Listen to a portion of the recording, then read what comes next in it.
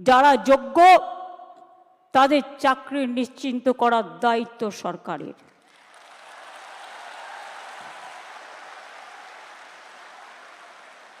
পরিষ্কার বলছি, কোনো রাগঢাক নেই। সুপ্রিম কোর্টের আইন অনুযায়ী করব। কিভাবে করব?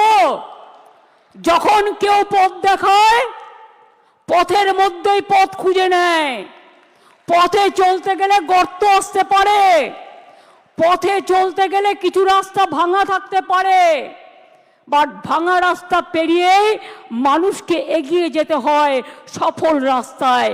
এবং তাই মনে রাখবেন, আমাদের plan A ready, B ready, C ready, D ready and E ready. মনে রাখবেন, এই যোগ্য টিচারদের চাকরি যাতে কোনোভাবে না যায়। যদি বলে তোমাকে 2 মাসে প্রসেস করতে হবে, আপনাদের তো কেউ চাকরি টার্মিনেট করেনি এখনো পর্যন্ত, করেছে কি? কোনো নোটিশ পেয়েছেন? আপনার বিরুদ্ধে দুর্নীতি না যদি প্রমাণ করতে পারে, তো কি আপনাকে কেউ যেতে বারণ করেছে? যান না, আপনি আপনার কাজ করুন না। আপনার কাজ কে বারণ করেছে? আপনারা বাচ্চাদের শিক্ষা দেবেন না? আপনারা বাচ্চাদের পড়াবেন না? আপনারা স্কুলগুলোতে ক্লাস করবেন না? হ্যাঁ, তখন যদি সুপ্রিম ভলেন্টারিলি সার্ভিস কিন্তু সবাই দিতে পারে, সেখানে কিন্তু আটকাবার কোনো জায়গা নেই কারো। সেখানে কি করে আপনাদের চলবে? ধরুন ধরে নিলাম ওরা করলো না, বলল না হবে না, তখন আমি কি করব?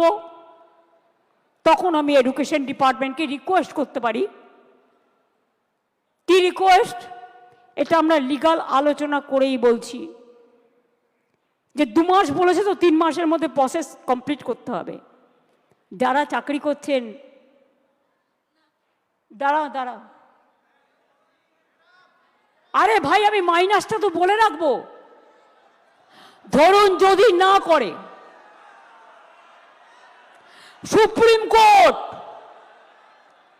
তাহলেও মনে রাখবেন অল্টারনেটিভ যা করার আমরা করব। এবং সেক্ষেত্রে আপনারা যাতে আবার চাকরি ফিরে পান, তার ব্যবস্থা প্রসেসের মধ্যে দিয়েই 2 মাসের মধ্যেই কমপ্লিট হবে। এবং আপনাদের চাকরি ব্রেক হবে না, কারণ আপনার এক্সপিরিয়েন্স এবং অ্যাডিশনাল কনসেশন আপনারা পাবেন যারা 10 বছর ধরে চাকরি করছেন। এটা মাথায় রাখবেন।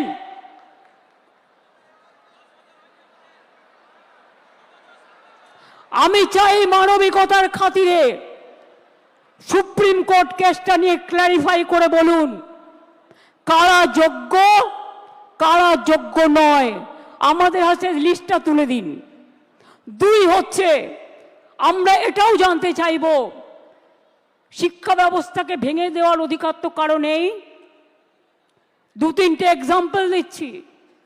মধ্যপ্রদেশের ভেপম কেলেঙ্কারি, বিজেপির রাজ্যে কতজন? 89 জন আজ পর্যন্ত বিচার পায়নি। নিট নিয়ে অনেক অভিযোগ উঠেছিল, সুপ্রিম কোর্ট নিট কিন্তু বাতিল করে দেয়নি। শুধু বাংলাকে টার্গেট করা হচ্ছে কেন? এটা আমরা জানতে চাই। বিহারে কি হয়েছে, রাজস্থানে কি হয়েছে, ইউপিতে কি হয়েছে? সিপিএম এর আমলে চিরকুট দিয়ে চাকরি হয়েছে এবং বিজেপি রাজ্যেও হয়েছে। অস্বীকার করতে পারবেন না। বাংলার ট্যালেন্টকে আপনারা ভয় পান। কাজেই আজকে আমি এ কথা বলতে এসেছি, 2টো ভাগ এই পর্যায়ের, একটা যোগ্য আর একটা অযোগ্য। যোগ্যদের চাকরি যাতে যোগ্যরা ফিরে পায় মর্যাদার সাথে, সম্মানের সাথে, আমরা প্রথমে ক্ল্যারিটি চাইব। যদি ক্ল্যারিটি সুপ্রিম কোর্ট ক্লিয়ার করে দেয়, আমরা সকলে গ্রেটফুল থাকব। আর যদি না করে, তখন আমাদের রাস্তা থেকেই আমরা রাস্তা বের করে নিয়ে আপনাদের পাশে দাঁড়াবো, যাতে আপনাদের কোনো অসুবিধে না হয়। 2 মাস সাফার করলে 20 বছর সাফার করতে হবে না। আর ওই 2 মাসও পুষিয়ে দেবো। এটা মনে রাখবেন, আমার জীবনে কথা মানে কথা। আমি যদি কাউকে কথা দিই, আমি লাস্ট পর্যন্ত সেই কাজটা করে দেখাই। কারো দোয়া ভিক্ষে চাই না, আপনাদের ভিক্ষা করে খেতে হবে না। আমি জানি অনেক পরিবার আছে যারা গাড়ির জন্য লোন নিয়েছেন, বাড়ির জন্য লোন নিয়েছেন, বাচ্চার পড়াশুনো চালান, বৃদ্ধা বাবা মাকে দেখেন, ওষুধের খরচা দেন, সংসার চালান, নতুন করে বিয়ে করেছেন, তাদের সংসার তৈরি করেছেন। আপনারা কি ভাবেন আমি এত বোকা যে তাদের সবটা বাতিল করে দেব? তারা অযোগ্য নয় জেনেও? এটা হতে পারে না।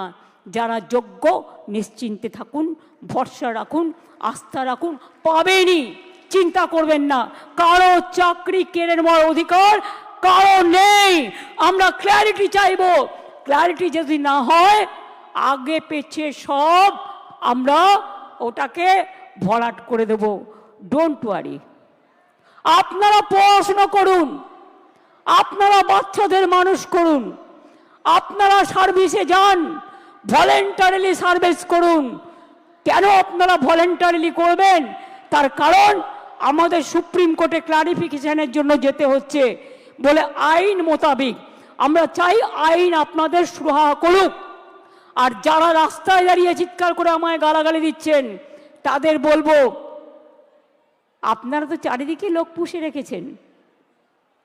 এই রায় তো আপনারা কলকাঠি নাড়েননি তো। মমতা ব্যানার্জিকে খাস্তা করতে গিয়ে মনে রাখবেন, টিচারদের চাকরি কেড়ে নেবেন না, ওদের জীবন যৌবন কেড়ে নেবেন না, যোগ্যদের চাকরি কাড়বেন না, যোগ্য প্রার্থীদের অমর্যাদা করবেন না।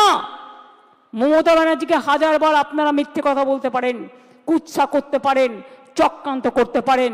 মনে রাখবেন, সুস্থ বাঘের থেকেও আহত বাঘ আরো ভয়ঙ্কর।